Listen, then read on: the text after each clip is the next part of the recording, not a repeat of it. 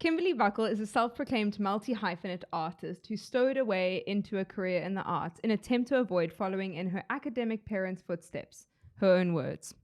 During her study, she realized that her need to be seen was being overshadowed by her need to be heard. So, she co-directed Edges with Garth Tavares. Nice. And won an... No starting again. Okay. You're not allowed. It's one take. No, I'm going back just one thing. Okay. So she co-directed Edges with Garth Tavares and won an Ovation Award for directing. And after joining forces with Liam Gillespie to produce The Curse, which was meant to be a one-time partnership, The Outlaw happened. Since its inception, they've launched and managed to produce Failure to Lunch, Fragments, the award-winning May I Have This Dance, The Curse of Camp Hellfire Parts 1 and 2, The Muses and XCODE. Welcome, Kim. Thank you. That list isn't as long as I hoped it would be. Like you work so hard all the time and then you write your list down, you're like 7 things. No, but 7 brilliant things is what I would say. And the list is getting longer It's getting all the long. time. Exactly. Hopefully. Right, so let's jump right into it, Kim. Thank you. Where did it all start? The passion, the studying, and the first job. Okay, so the passion, I think it's weird. The storytelling came before the acting, and then the storytelling disappeared, and then the acting disappeared, and then the storytelling came back. So when I was at school, English was always like my favorite thing, and always the storytelling. Paper 3, right? Oh, creative writing. Creative writing. That was my vibe. I loved it. And my teachers never understood my stories. They're like, it's a bit strange. It doesn't really make sense. And I was like, oh well. So nothing's changed. Nothing's changed. And then I'm trying to think. My sister started doing drama at like extramural club down the road from us, and she just would not stop talking about it. And yeah, my parents got divorced, and so I think I needed some kind of outlet to get emotions out, because therapy was never really a thing.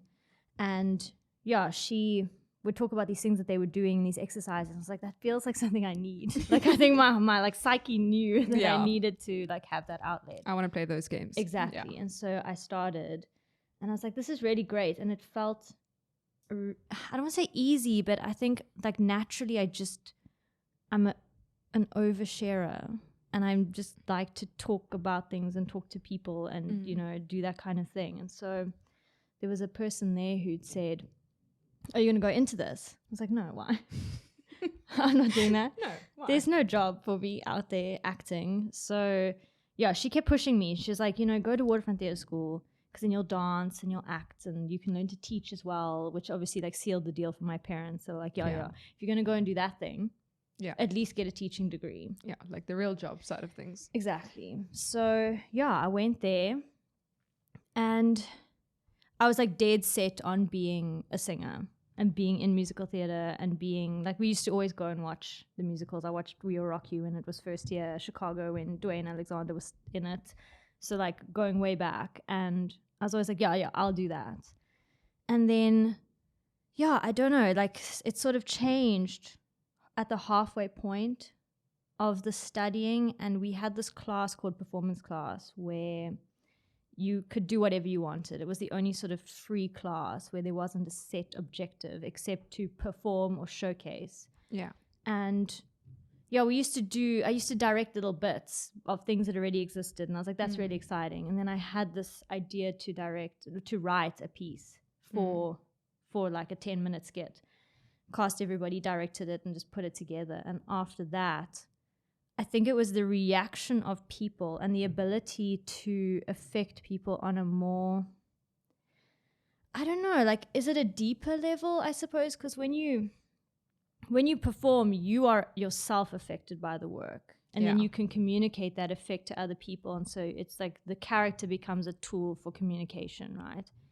But then when you write your own stuff, it's like your own brain that is tapping into that like general synchronicity.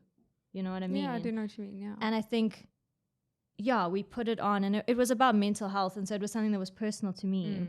And then I like did it, and I was super anxious, and I wasn't in it myself. So I sat in front with a little Bluetooth speaker, and the whole rest of the school were behind me. And I was just like watching this thing being like, don't mess up the lines, guys, like do this. Oh, they're going. And I was so invested in like the production of it. And then when it was done, I like turned around and I was like, thank you, I'm done now. and people were like affected. And it was the first time I was like, oh, I did that. Yeah, you made them all feel that. You know, and I did it in a way that wasn't my intention. I wasn't like, I'm going to make people cry. I'm going to make people feel things that I feel. And it wasn't, it was just nice to be like, this is the story, this is a perspective I have about something, and that people could be affected in the same way that I was. And I think that was the bite and the addiction of that, being like, oh, this is what I was trying to do the whole time. Through performing. But this is actually like the direct, you know what I mean? We're doing crack before, now we're doing heroin, like straight to the vein, you know? Yeah. And so, I think that was kind of when the shift happened. And then I became that student who was like, I'm not going to be in this thing, but I'm going to watch you direct this thing, if that's okay. And so then I became that person who was more interested, even when I was in stuff. They're like, oh, you know, let's have the girls do their routine. I'd be like, oh, God, no, I have to go and do that. And, you know, put down my director's notes and be like, oh, no, I have to go perform, guys. I'll be back. So, I think which also then took the stress off being a performer, because it wasn't like I had to be a performer. Yeah. It was just this thing that I did for fun. Yeah. But the writing and directing was like the thing. That's awesome. So what was your first job out of college? Good question. I sort of went straight, in terms of the creative thing, I went straight into, I keep moving away from the microphone. I'm like leaning more and more back, like scared. Okay. I went straight into producing and directing my own stuff. And I think I was lucky that when I was going into the industry, there was lots of independent theatre makers. And I mean, like Louis Foyun as like the sort of the big guy and the one that, you know, you aspired to be. And the fact that he, on a poster, you know, he was the writer, the director, the producer, he was like the guy. And so there was a lot of that culture. And then Alex Barr as well. Yeah. You know, it was like the team of 3 people that did that play. Yeah.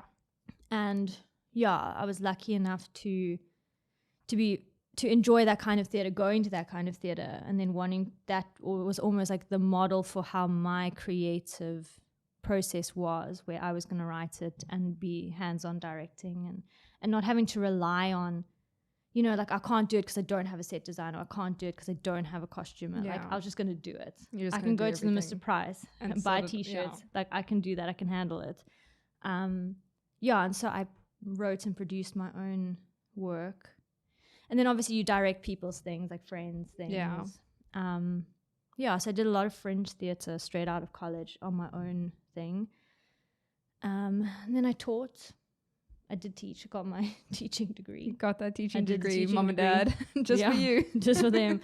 I did teach. I taught at a few schools. I've been lucky enough to teach at schools and not like have a full-time job, just sort of come in for projects and direct or choreograph or whatever, which has been nice. Yeah. And then I kind of fell out of the creative side. It's like a weird, it's a terrible thing because like the balance is you never have balance, I think, in this industry, ever. And so like I went into the industry hard. And so for 2 years, it was just like write your own stuff, like do that thing. Didn't do anything else. And then suddenly I started teaching, and then the time to create started to like whittle away. And then it was like, now I'm a full-time teacher. Yeah. And then you're like, oh, I hate teaching now. Like I don't want to teach anymore. I just want to create stuff. And then you have to, and I'm like an extremist, I think. So I can't ever, It's so weird that I'm saying this because it's come up again recently. Yeah. I have one planet. I own a planet. Yeah. And that's, no, whatever I'm doing, that's the planet. There are no moons on this planet. It is the planet. The Outlaw is now my planet. And it's weird to me that other people have a planet and a moon. Some people have solar systems. Yeah. You know what I mean? They have a wife and kids. They have a job. They have cycling. Yeah. I don't understand. I don't have planets. Yeah, I can. Do you know what I mean? Like it's just that. I have this thing. And everything, there's no moons. Maybe it's not a planet. Maybe it's a black hole. I don't know. It's a massive thing that just is my entire existence. And so the idea that I could have a teaching planet and a creative planet, my brain can't handle that. So I've spent my whole life being like, I quit. And then I'm never going to teach again. And then I'll only do the one thing. That's interesting. And then when that thing is stressing me out, I'll be like, I quit that thing, and then I'll take on the other thing. So I only ever have one planet at a time, which for me is the dream, because right now I'm balancing so many moons, and I'm struggling with it because I'm using my drives in between things to go like, I'm not the creative at my next job. I'm a performer. I'm not, like completely switching off, like businesswoman or creative performer. Like you shifting the whole time, and like I found lately I've needed to spend some time by myself because I'm like, I'm just doing all these different roles and not being me. So I would love to have one planet that consumed me. I could just be me in that space. But so I feel like a shapeshifter throughout my days. So the one planet thing sounds great, actually. It is great, except that it comes with the sense of not, like if people don't care as much about your planet as you do, devastating. Totally devastating. Yeah. You know what I mean? I would wake up at 5 o'clock in the morning to go and water the plants on my planet. And I'd be like, oh, you should come and do that. They're like, oh, no, I don't really want to do that. And you're like, how dare you? My planet needs your help. Yeah. Okay. What's wrong with you? So, yeah, there's a sense of like feeling lonely in the caretaking of your planet, if it's the only thing. If you have other things, you kind of already are like, oh, yeah, I'll get to my planet. It's like, this is my planet. Yeah. It's dying and no one cares. So it comes with those things, I guess. Interesting. The ups and downs. Right. I would love to ask you, what was your experience on the state of the industry when you started out? Let's go back there. I think it was doing very well, I think.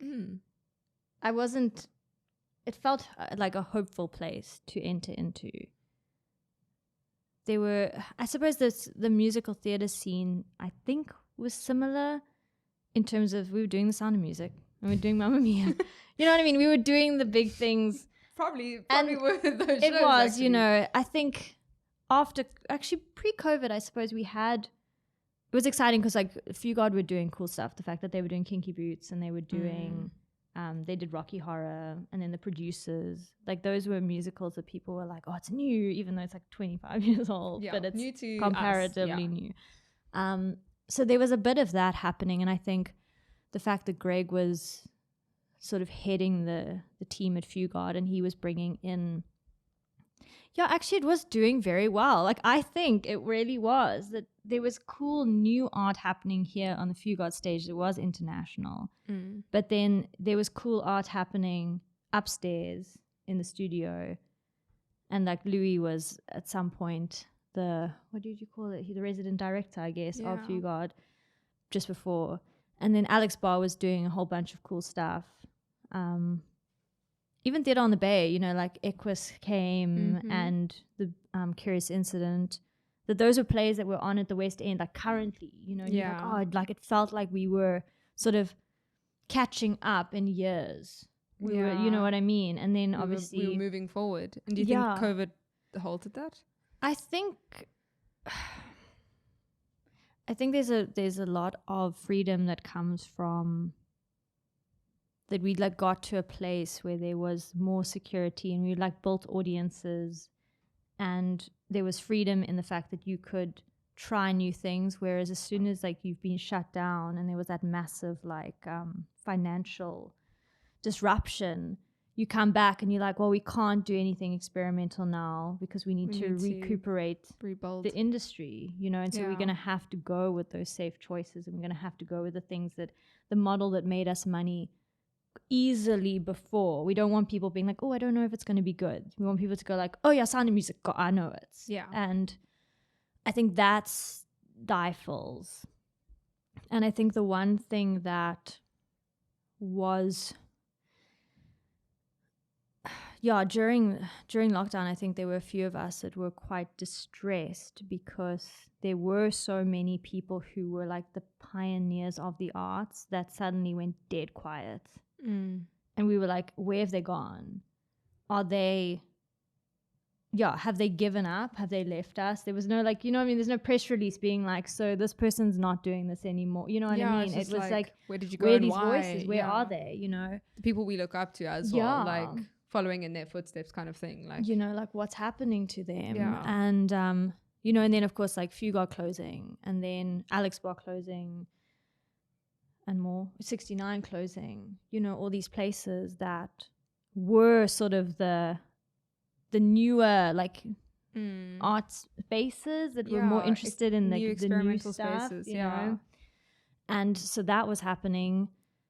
And then of course like new voices were coming up and new people were coming up, or even not even new people that were almost, I don't want to say on the sidelines, but people who had been like hustling just underneath, that now were taking their moment, being like, okay, if those, you know, if the old guards have left their posts, you know, who's going to step up? And so people like Sophie Jones, you know, she has a prime example that like sort of were like, I'm fucking doing it. Yeah.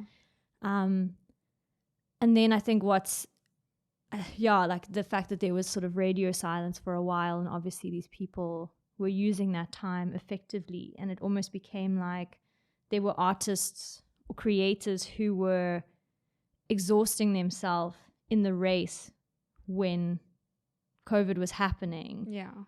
And like sort of fighting to keep those doors open or the stages on.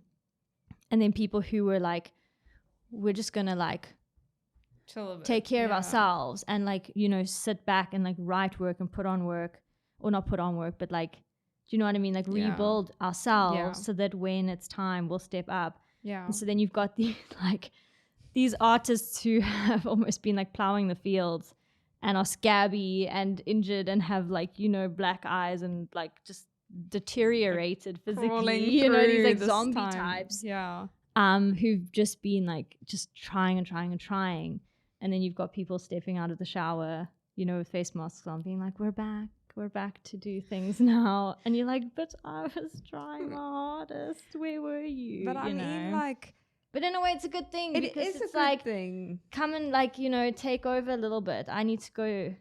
You know, go put your face mask you know, on. Exactly. I think that like it was a beautiful opportunity for you from the outside, from what I can see. Like the Outlaw has become like this massive space, and you guys have really like, it was so quiet. You guys were the only people doing fringe theater for quite a while. Like, yeah, we were trying. Yeah. So it kind of gave you that opportunity, that little window. So I mean, yeah, like I don't, like I'm glad, I'm grateful, because I think unfortunately the issues with this business, and they will potentially, because Cape Town, and I'll speak for Cape Town specifically, is so small, is like there's so much gatekeeping, and there's so much, and there has to be, you know what I mean? It's like, because there's only, if there are only 5 eggs, and there are 20 people who want to eat an egg, like you got to get your egg. You know? Exactly. I understand gatekeeping in Cape Town. I mean, if there's only 5 jobs, you're not going to tell your friend to audition. You know what I mean? Which is crazy. But it shouldn't be that way. Like, I'm so anti that. Yeah. I'm like, we just need to create more work so we can all be employed. Yeah, exactly. Like, that's how I feel. Yeah. Yeah, but I suppose it's like a systemic issue. Yeah. That needs to be addressed. But yeah, I think... Can I ask you your next question? Yes, please. Yeah, that's... You create new and intriguing, captivating work. What has influenced your creative vision? Yeah, back to Kim, the creative. I like that. Let's get into your mind.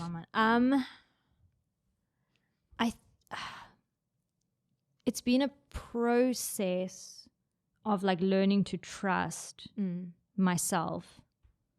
Obviously, I didn't study writing and theater making. That was just something that I had to learn just by observation.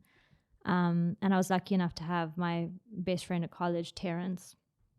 We used to go and we had a challenge every year where we watched 52 plays in a year. Unreal. And we got there. I mean, obviously festivals helped because we would just get an artist pass and just go to everything. But yeah, we did. We, for like a long time, even after college, we would just watch shows. And so that's amazing. I think you start off, and Neil Gaiman he said this, he was like, you're going to start off imitating what you see until you find your voice. And so in the beginning, I definitely was inspired by people. I mean, I feel like Louis Fouillon's like the buzzword today. Yeah. But I was inspired by him, and I think I was inspired by the fact that he had such a clear voice. So it wasn't necessarily that I wanted to imitate his voice, but just I wanted to imitate having a voice. Yeah, like having such a distinct brand, and you know, and that he also wrote without like, I mean, obviously his work is literally very beautiful. Okay, I thought you were saying literally. Yeah, no. literally. Yes. No, it's like the word, it's wordy and it's like, it's very eloquent and it's well like written and structured, but it's also at the same time cutthroat.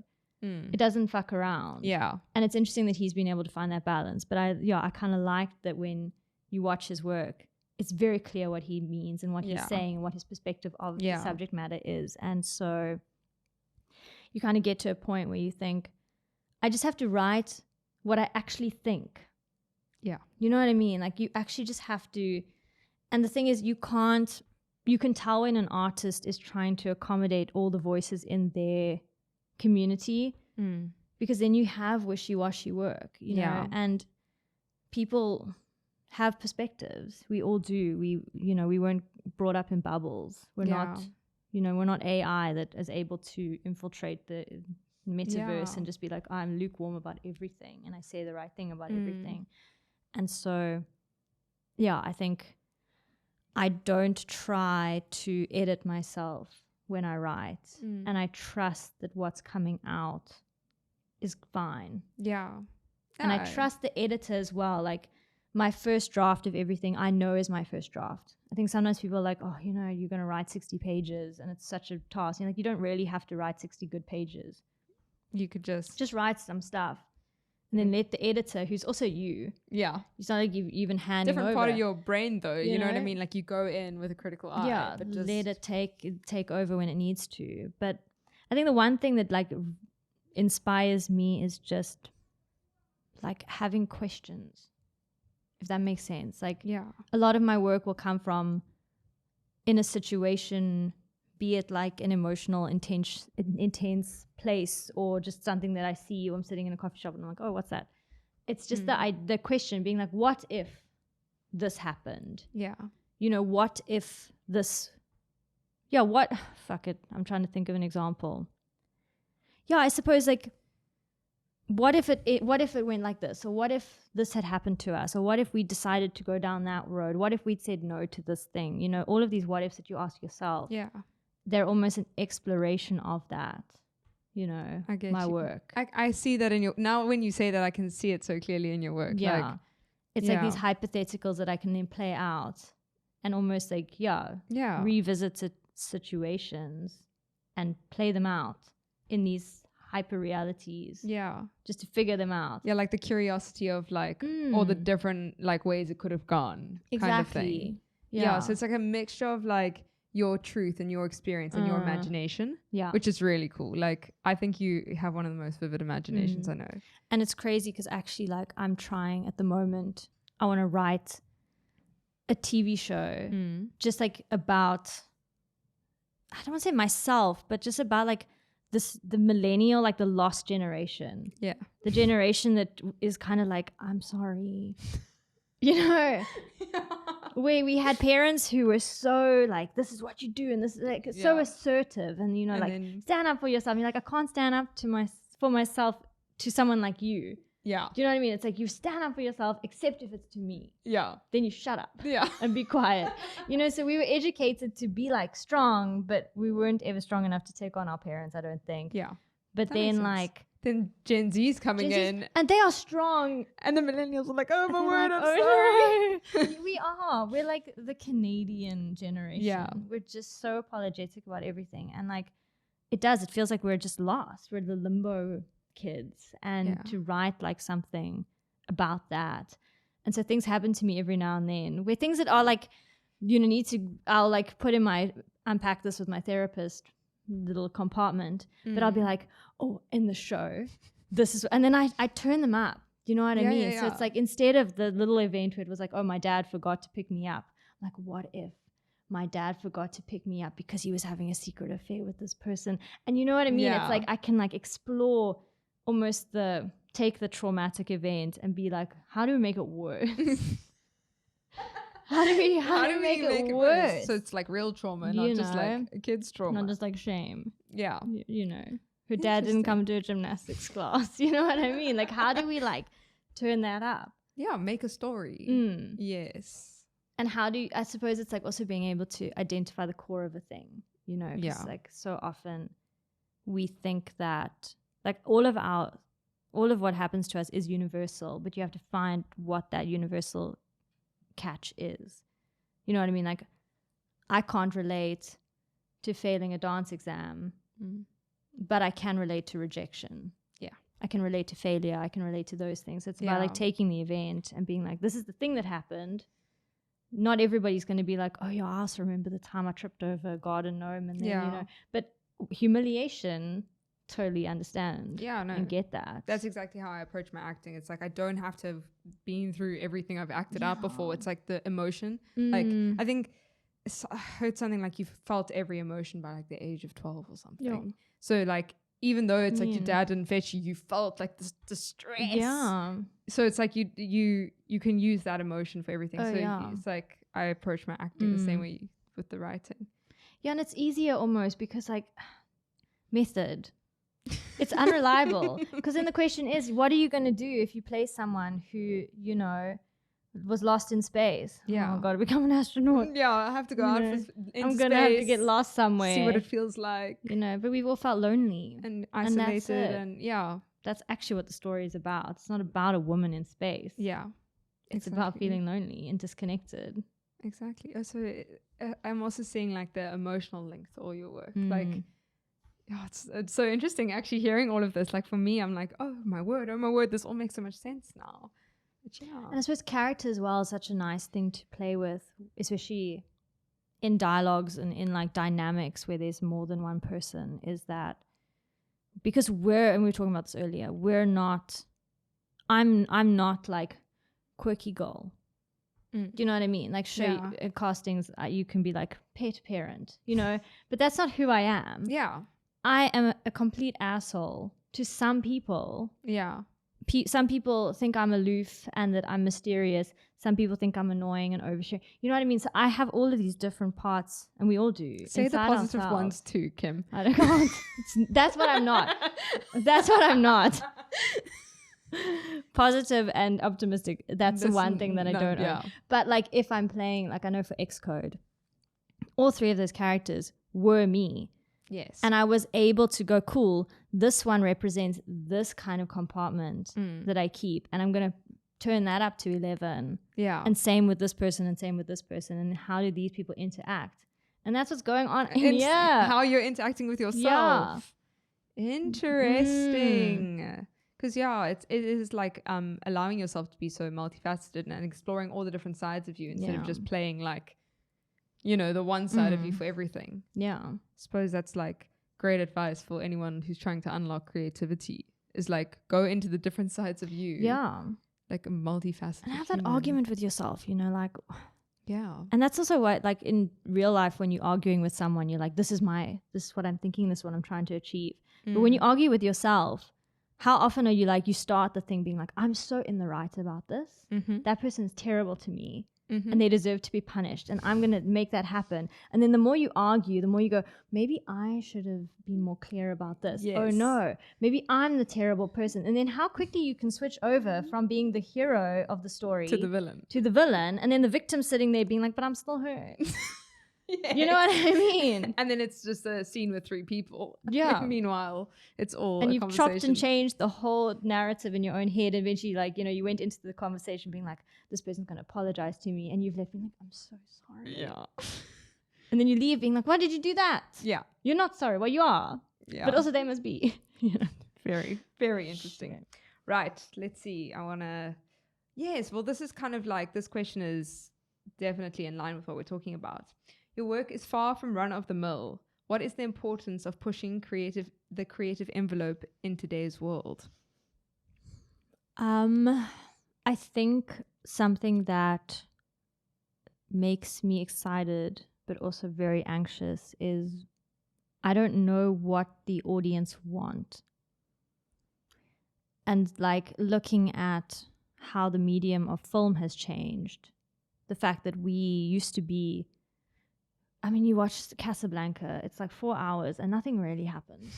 Do you know what I mean? And that was like film, and people would go and they would do that, and it was thrilling. And then as time's gone on, now it's like a Marvel movie where if dialogue must be 5 pages and everything else must be just like fighting and CGI, you know? And I mean, even worse, go to like YouTube that then used to have videos that were like half an hour long, an hour long. Yeah. And how now we've gone down to TikTok where it's like 7 seconds. Yeah. That's how our brains have been adapting. And you're like, what does that mean for theater? You know, what is that? Like, what do we have to do? Because you also don't want to be the kind of person being like, okay, you don't want to make Marvel films. Yeah. You know, that's not what theater's about. That's not theater. I mean, sometimes there are some people who create that, but that's their brand, right? Yeah. And I think we at the Outlaw are so curious about what the audience want, which is why we are leaning so far into creating immersive experiences. Because even like, I think people, they want to be involved. Yeah. You know, they stimulated as well. Like just our attention spans, like the immersive thing is just so exciting for our new formed brains kind of thing. Completely. And things like Hint Hunt, where you're doing, it's a theatrical experience and people don't necessarily attach that to theater, but you are the character. You are playing Sherlock Holmes getting out of this room. Yeah. You know, these like games and Dungeons and Dragons, they are characters in the story. It's all theater, you know, and how do we lean into that and not reject that? You know what I mean? Like, how do we gamifying theater in a way? Yeah, like, and games as well. You know, we had this thing this weekend where these guys, they came at Friday afternoon at 2, plugged in their consoles, and they left at 2 p.m. on Sunday. They were there the whole time? They were there the whole time. You'd see like heads just knock off for like, you know, hours at a time, but like that was what they did. And it's that escapism. How do you take people out properly? Because sometimes when you're sitting in a theater, you're watching a show and you're like, oh yeah, I know I'm not in it, but the show is there and I'm invested and I'm, and then someone like opens a chip packet and you're out. Yeah. Like, oh yeah, I'm here. Yeah. I'm in the theater. How do you bring people into this world that they can actually be a part of? Can escape into. You know, like proper escapism. And the other thing that we're struggling with, I think, is money. Because why would I go and watch a show where I'm forced to sit and watch something when I could, for 50 Rand, go out to, I don't know, a bar, Cape Town bar, and have a drink and sort of be part of something. You're doing something. I'm doing something. I'm here. I'm playing a character with my friends. You know, we're dancing, we're whatever. And how do we also manage that experience? Because people don't have money. Yeah, they don't. They don't. I don't. I don't either. If I don't get invited to theater and comped and VIP'd, I have to make serious decisions and go like, I'm broke. I mean, it doesn't help that I'm paying rent on a building in Cape Town, but the fact is like, I really have to consider, and I'm like, this is my industry, and I'm like, you can't even show up for it kind of thing because it's tough. It's tough. Yeah. I mean, look, I'm not going out to bars, so it's not like I'm spending my money elsewhere. Like, I'm really not spending. I'm toasting at the moment. Yeah. You know, 2-minute noodles. That's my meal of choice. But you know, other people are the same. Yeah. How do we do that? Like, where is our audience?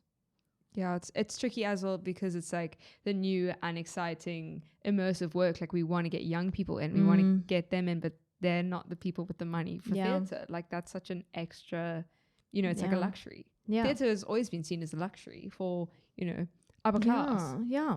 And now it's like creating theatre where it's like for everyone. It's like this inclusive thing and immersive, and those are the people that are struggling to come. So yeah.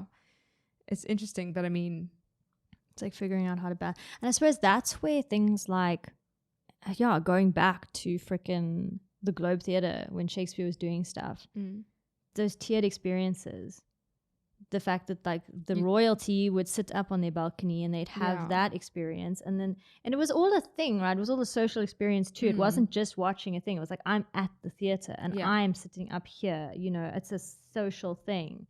And then you've got people who are sitting more like lower tier, and then you've got people who are standing in the rain.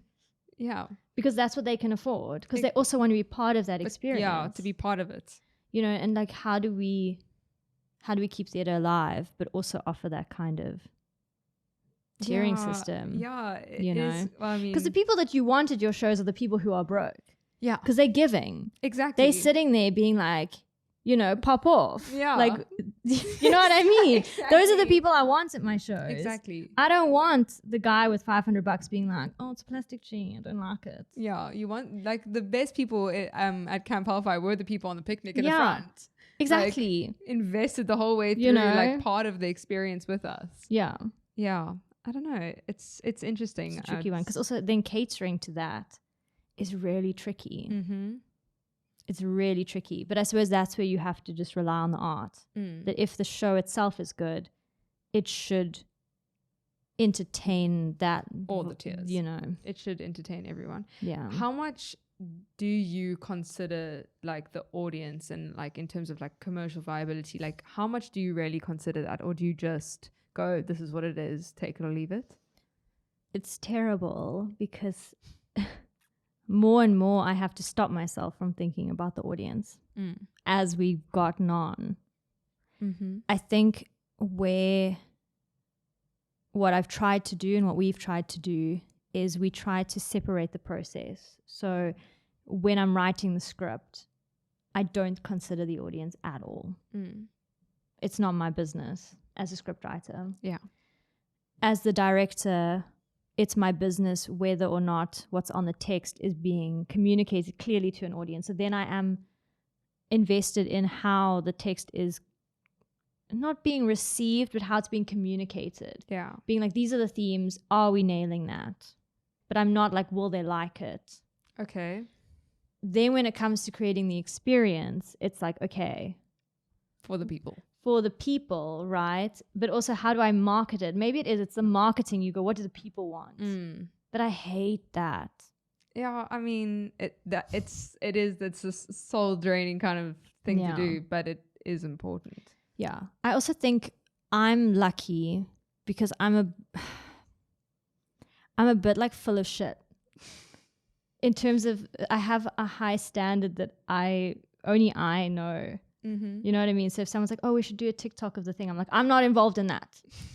Yes. You know what I mean? I'll be like, you people do that. Yeah. You know, if you want to do TikToks, go ahead, but I'm not doing that. Yeah. Do you know what I'm saying? So like I have this, what is it? Like I'm stuck up about certain things. Okay. That I won't do. Because I think for me, because I'm so invested in my planet and the art, I'm like, does it align with the project? Because if making a TikTok aligns with the project, then that's great. Yeah, fine then. Then I'm cool with it. Then it makes sense. Yeah. But if it doesn't make sense in like the scheme of the work and the world of the work that we're creating, then I'm not having it. I suppose. I get you. You know, like for Camp Hellfire, one of the things we wanted to do, and I still wish we'd done it earlier, is dressed up in scout uniforms and just hit the town. Yeah. And being the weirdos, being the little cult that's walking around, you know, and people being like, are they protesting something? Like, what is this? Because it feels like it fits in with that universe. Yeah. But for XCODE, it wouldn't have worked. Oh, no. You know, definitely not. Yeah. For XCODE, it would have worked to have like made a little Instagram post that like flickers and then like pumped 2,000 rand into the promo and just that would have been a marketing scheme that like in line with the world, the planet. Yeah, the planet that you're the living planet on. That I'm living on at that time. Yeah. Okay, I see. I completely get it now. Like you need your marketing to align. Yeah, because otherwise it's like, is it false advertising? Okay, I see you. You know. Yeah, it's tricky because I mean I do think that social media is probably just our best option in terms of like budget for marketing at the moment. Yeah. But I mean, scouts don't have. They don't have the media. internet. Yeah, so like, what are they supposed to do? How are we going to get people to come? Yeah. Handing out flyers. Yeah. And I am very curious. I think this is the thing that I wish I had more. I wish my life didn't feel so rushed all the time. I wish I had time to, like now, the hypothetical being like, maybe I'm a little bit of a scientist. Do you know what I'm saying? Where I'm like, I don't just want to be like, oh, let's do some marketing. I'm like, but I want to go deep into marketing. Yes. I'm like, what kind of marketing is there? Okay, these 10 things. Let's tick off all of these things. Let's try all of these things. Let's like write freaking theses on all of these things. See what works. Like try everything. You know, but then you get to like show week and you're like, oh no, we haven't made a poster. Yeah, quickly post on your story. You know, it's like, I wish I had time to like sink into those things. Yeah, well, maybe like the next show that you do, maybe it is about like marketing it so far in advance and seeing like making like little tables and graphs and seeing what works. Yeah, and trying that out. Yeah, Definitely. because I do think that like if you get your marketing right, Mm. I mean, people have already bought the ticket, even if they don't show up. Yeah. Do you know what I mean? You Like, got your money. You got your money. Like at the end of the day, Yeah. like your marketing is probably the most important thing. Yeah. And like, I mean, have a good show, but you do have good shows. So, Thank you know, you. marketing Yeah. is the biggest thing. It's like Yeah. getting an audience to experience that work and Mm. build that and build Yeah. the audience, the people for you. Right. So that's Kim the Creative. Thank you so much for watching and listening and getting a peek into Kim's mind. Come back next week for Kim the Professional. Okay. Bye now. Fade out.